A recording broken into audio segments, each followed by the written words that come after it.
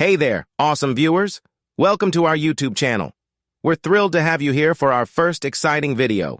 If you're new to our channel, don't forget to hit that subscribe button and the notification bell so you never miss out on our future content. We are striving to make your viewing experience the best it can be. So, before we dive into today's video, we'd love to hear from you. Drop a comment down below and let us know how you're enjoying the content so far. What can we do to make it even more enjoyable for you? Your feedback means the world to us. Thank you. The moon hung low in the sky that night, casting long shadows that danced on the walls of my room. I'd pulled the covers up to my chin. My heart was racing with a mixture of fear and excitement. The stories they told us around the campfire the previous day back echoed in my mind. Tales of the boogeymen who prowled the night, waiting for children who dared to stay awake after their bedtime. I was just a small boy then, living in a quiet suburban neighborhood. My parents had tucked me in, kissed my forehead, and left the nightlight on before retreating to their room. But as the minutes turned into hours, my curiosity got the best of me. The idea of facing the boogeyman wasn't as terrifying as the thought of being the only one awake while he lurked in the shadows. With a racing heart, I slid out of bed and crept to the window. The world outside was shrouded in darkness, the street lamp casting an eerie glow that barely reached the edges of our yard. I watched, half expecting a monstrous figure to emerge from the depths of the night. But nothing moved, except for the leaves rustling in the wind. I retreated back to bed when I heard it. A faint, almost imperceptible whisper. It sounded like it was coming from right inside my wardrobe. My breath caught in my throat as I strained to listen. The voice was hushed, muffled, but there was an undeniable urgency to its tone. Stay awake, little one. My blood turned to ice. The voice was so close, so intimate.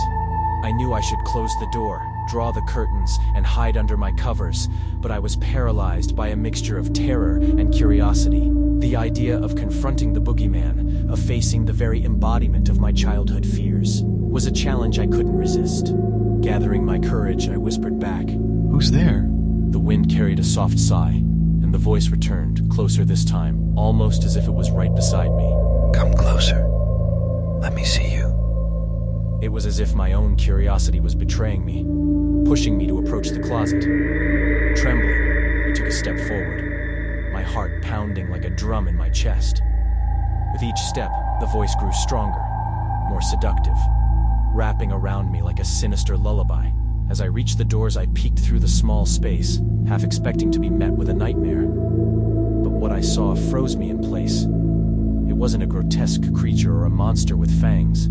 It was a face that seemed to shift and waver like smoke. The eyes were dark, bottomless voids that seemed to suck me in, and the smile was both inviting and chilling. Ah, there you are. The voice purred. Don't be afraid, little one. I won't hurt you, as long as you stay awake.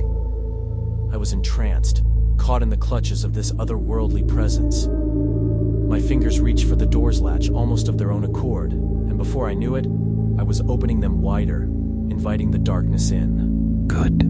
Very good. Now step inside, won't you?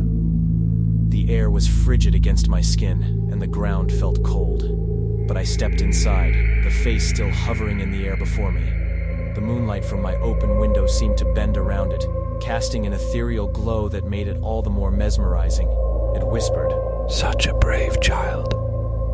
Do you know what I am? I shook my head, unable to tear my eyes away from those infinite eyes. It continued to say, I am the collector of fears. I feed on the terror that courses through your veins. The more frightened you are, the stronger I become. I should have been terrified, running back to the safety of my room. But I was under its spell. It held me in a trance, its words weaving around me like a web, binding me tighter with every passing second. You see, tonight you're mine. Your fear sustains me, and in return, I give you a taste of the unknown. The world around me began to shift, reality warping and bending like a funhouse mirror. I was transported to a realm that seemed to exist on the fringes of my perception, a realm of shadows and whispers, where the ordinary gave way to the extraordinary. The night still haunts me to this day, and it sometimes leads me to daydream. The thoughts running back to the particular incident always. Alex, are you there with me? I turned to look at my mom sitting on my bed in front of me, while she leaned a little forward, probably to shake me a little if I did not answer her this time. Yes, I am. But how am I supposed to say her that I still see the clouded figure right behind her?